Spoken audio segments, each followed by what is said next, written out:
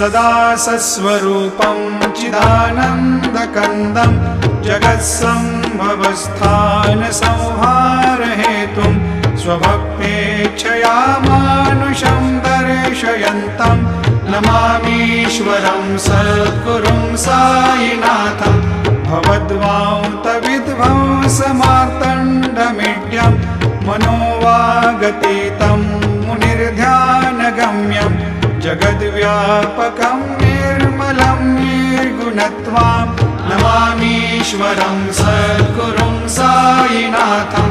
भवाम्भोधिमग्नार्दितानां जनानां स्वपादाश्रितानां स्वभक्तिप्रियाणां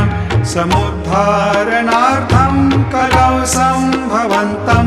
नमामीश्वरं सद्गुरुं साईनाथं